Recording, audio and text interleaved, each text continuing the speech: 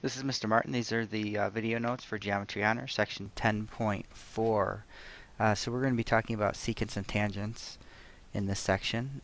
So a couple of definitions first. Feel free to pause the video at any time to get caught up drawing the pictures and such. So the first one we have is a secant. It's a line that intersects a circle at exactly 2 points. And as you can see in the picture, every secant will contain a chord.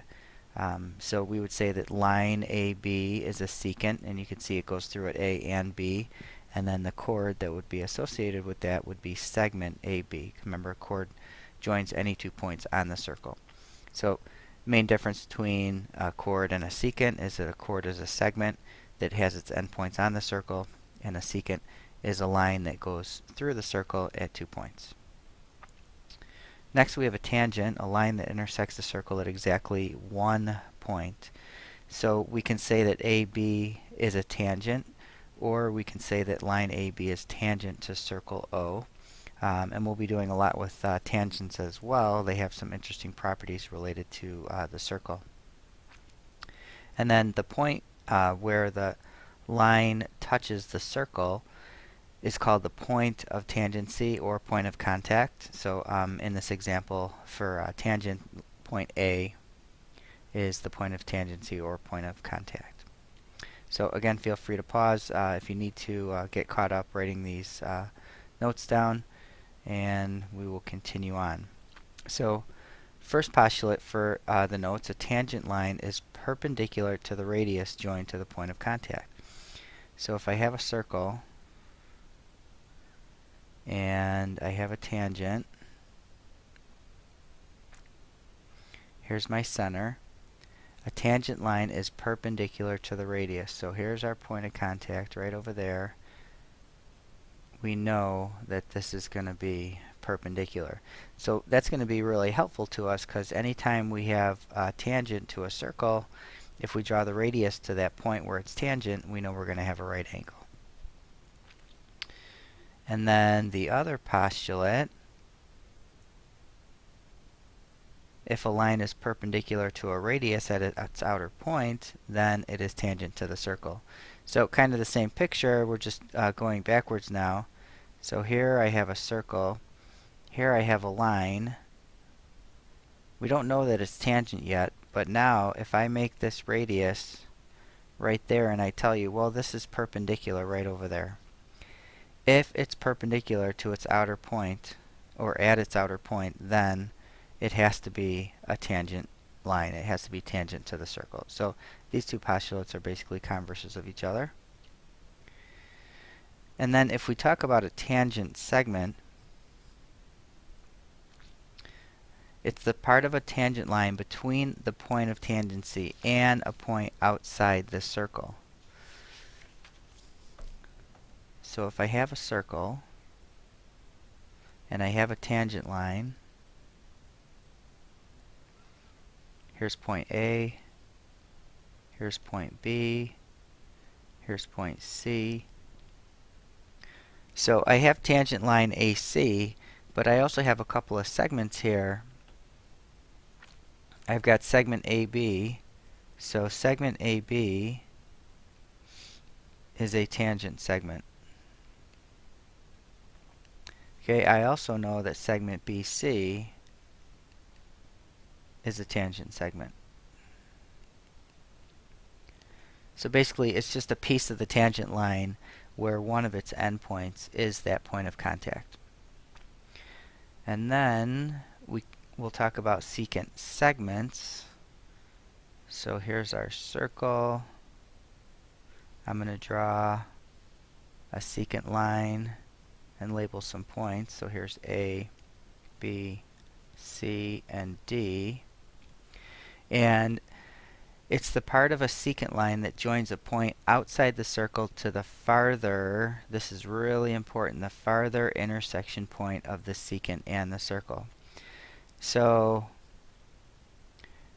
in our picture, AC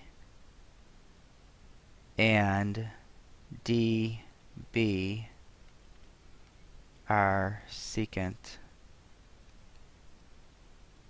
segments.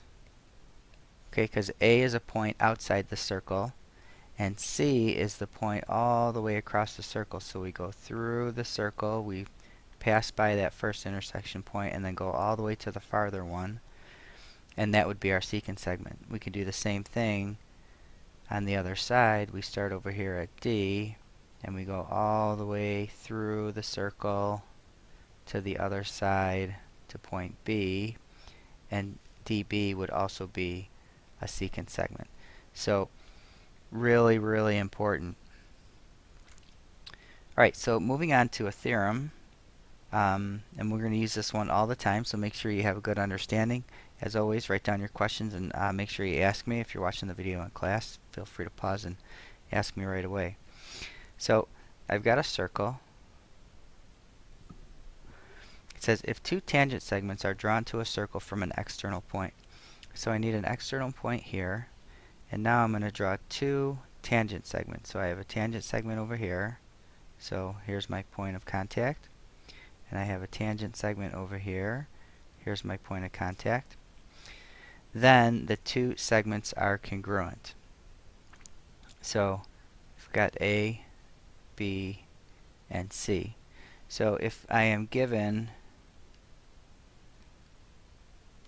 that BA segment and segment BC are tangent segments,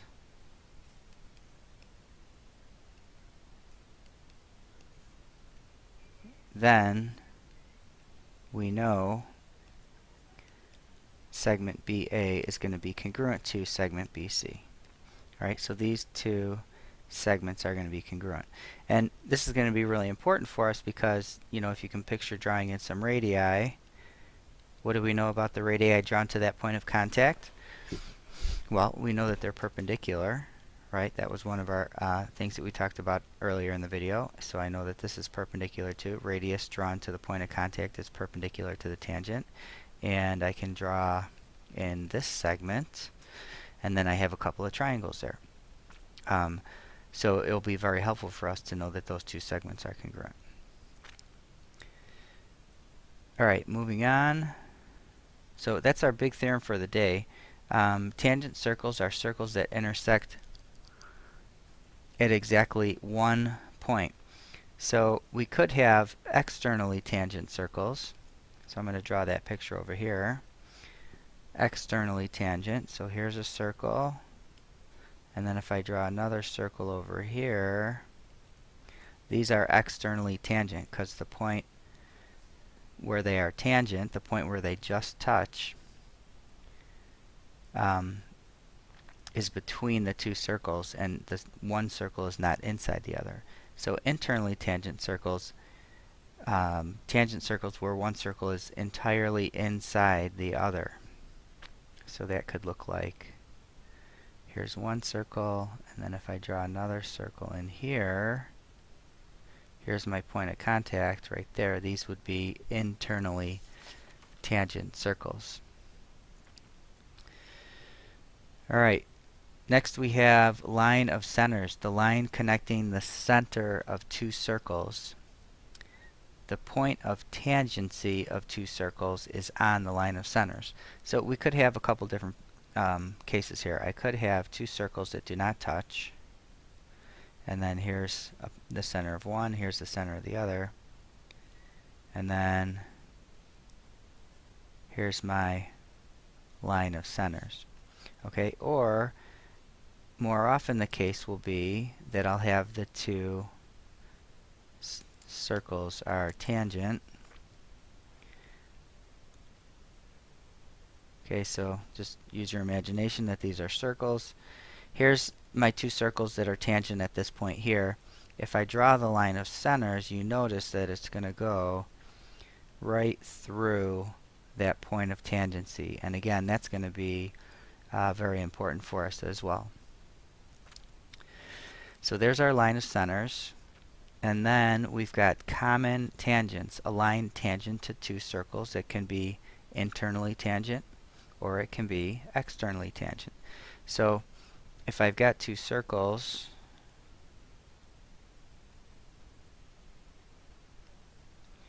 I can have a line that's tangent to both of the circles.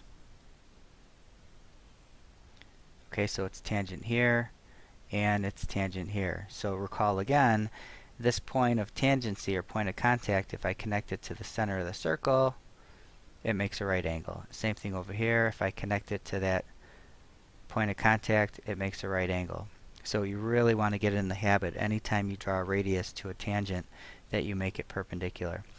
So this would be a common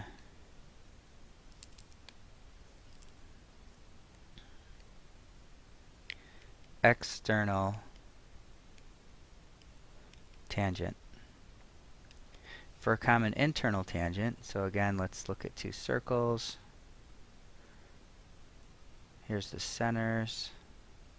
And what I'm going to do is I'm going to draw a tangent that goes through the space in between the two circles. Okay, here it's tangent and here it's tangent. And again, just to remind you, because it's important, if I draw the radius to that point of contact, it's perpendicular. Draw the radius to the point of contact, it's perpendicular. Okay. So I've got an example here with a couple different parts. What I'm going to do is I'm going to pause the video and draw some pictures. Why don't you pause the video as well and see if you can draw some pictures, and then you can start it up and check. And then if you have anything to correct, make sure you correct it. And if you have any questions, you can let me know in class. So go ahead and pause and then restart when you're ready to check your answers. So here's part A. We have a disjoint, which means that they don't touch at all. They don't touch or intersect. So two disjoint circles with two internal tangents. Notice that the tangents go through the space in between the two circles. That's what we mean by internal, the space in between the two circles. And again, just a reminder, if I draw in these radii to the points of contact, they'll be perpendicular in all four spots. Okay, not really necessary to answer the question, but just want to mention that again because it's important.